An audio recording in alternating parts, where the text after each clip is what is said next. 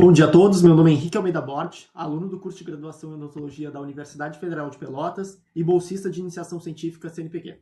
Apresento o trabalho intitulado Efeito de antiplaquetários na perda óssea alveolar induzida e no perfil hematológico em ratos Wista, orientado pelo professor e doutor Francisco Wilker Muniz. Segundo o Global Burden de doenças cardiovasculares, 625 milhões de pessoas vivem com alguma condição diagnosticada, sendo as principais relacionadas ao alto risco de acidentes tromboembólicos. A projeção indica que em 2025, cerca de 25 milhões de pessoas virão a óbito devido a alguma dessas condições, e nos próximos 25 anos projeta-se um aumento de 40% sobre esse número. Devido a isso, o uso de antiplaquetários ele cresceu significativamente para prevenção e tratamento de condições cardiovasculares e tromboembólicas. A literatura ela já estabelece uma associação entre doença periodontal e doenças cardiovasculares, devido ao aumento de marcadores pró-inflamatórios sistêmicos que podem interferir de forma indireta no periodonto. Além disso, outras classes de medicamentos elas também interferem no metabolismo de tecidos periodontais, aquelas como fedotoína e ciclosporina. No entanto, existe uma lacuna na literatura de como os antiplaquetários podem interferir nesse contexto. Portanto, o objetivo do estudo é avaliar o efeito da terapia com antiplaquetários na perda óssea alveolar, no perfil hematológico e de citocinas e no estresse oxidativo em ratos Wista. Com isso, então, foi conduzido um estudo experimental, randomizado, controlado e cego, em modelo animal. O estudo ele foi aprovado pela Comissão de Ética no Uso em Animais, o CEA, do Hospital de Clínicas de Porto Alegre, e todas as etapas experimentais foram conduzidas na unidade de experimentação animal do próprio hospital. Um total, então, de 60 ratos Whisters foram utilizados, divididos em 3 grupos. O grupo doença periodontal, nosso grupo controle, o grupo ácido acetil salicílico e o grupo clopidogrel. Esses ainda foram subdivididos de acordo com o período que foi colocada a ligadura. Aqueles que receberam a ligadura inicial, ou seja, receberam no primeiro dia do período experimental, já aqueles que receberam a ligadura tardia, que foi colocada no 15º dia do período experimental. A ligadura é o dispositivo responsável pela indução da doença periodontal.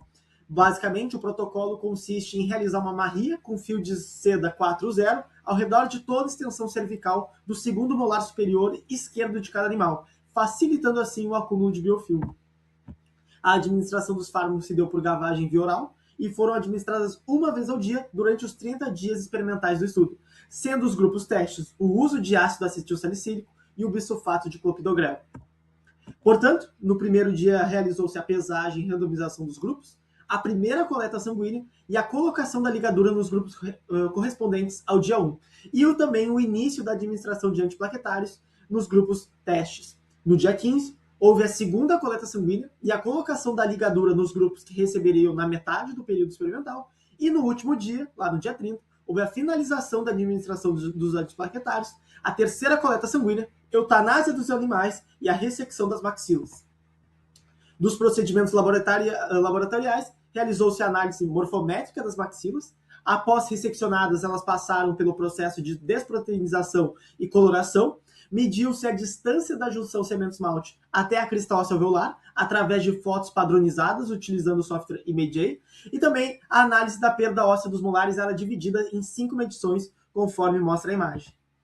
Além disso, foi realizada a análise de hemograma completo nas amostras sanguíneas dos 3 períodos, e a dosagem de citocinas e do estresse oxidativo, ambos também foram analisados por ensaio imunoenzimático ELISA. Na análise estatística, foram calculadas médias e desvio padrão, aplicado o teste de ANOVA, seguido por teste de pós-hoc de Bonferroni e Tuckey, e foi estabelecido nível de significância de 5%. Partindo para os resultados, então, no gráfico 1, quando observamos a análise morfométrica da perda óssea alveolar, observamos que os grupos controles eles apresentaram valores semelhantes, indicando que o tempo de indução isoladamente não alterou a perda óssea. Já o grupo CLOP15 mostrou ter tido a maior destruição tecidual, sugerindo que a exposição prolongada ao fármaco compromete mecanismos de defesa e reparo do tecido periodontal. Os grupos com administração de AS também tiveram uma maior perda óssea alveolar quando comparado aos grupos controles. Na análise sanguínea, e aqui especificamente a contagem de neutrófilos, o grupo que teve diferença significativa foi o CLOP1, que apresentou uma neutrofilia precoce marcante, seguida de queda nas coletas subsequentes. Já o CLOP15, que apresentou a maior perda óssea entre os grupos anteriormente, manteve níveis estáveis durante os dias experimentais, sugerindo que o fármaco ele compromete a imunorregulação local, além da resposta circulante. E quando analisamos o perfil do estresse oxidativo, especificamente através dos níveis de um antioxidante, a glutationa reduzida, o GHS, os níveis dos ratos sob administração de antiplaquetários eram significativamente menores ao grupo controle. Vale ressaltar que um menor nível de GHS significa que eu possuo maior estresse oxidativo acontecendo naquele organismo. No entanto, apesar dos grupos administrados com AS terem mostrado níveis menores de GHS, esses, como visto anteriormente, não tiveram as maiores perdas ósseas. Quando a gente busca evidência na literatura, apesar de ambos os fármacos serem principalmente inibidores de agregação plaquetária, eles interagem também de outras formas distintas no organismo. O AS ele ativa vias de indução de moduladores anti-inflamatórios e que utilizam esse antioxidante durante o processo de proteção tecidual como um efeito protetor frente a esse desequilíbrio oxidativo.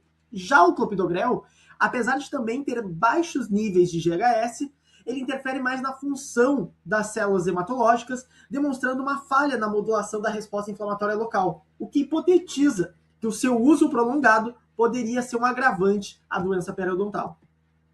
Por último, e não menos importante, na análise de citocinas, foram avaliados fator de necrose tumoral, interleucina beta e interleucina 10, mas não sendo observadas diferenças significativas em nenhum dos momentos da coleta.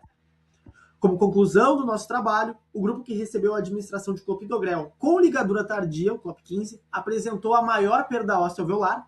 O ácido acetilsalicílico ele apresentou um efeito protetor frente ao estresse oxidativo, e a administração de antiplaquetários não influenciou a contagem de citocinas inflamatórias. Essas foram nossas referências. Muito obrigado a todos.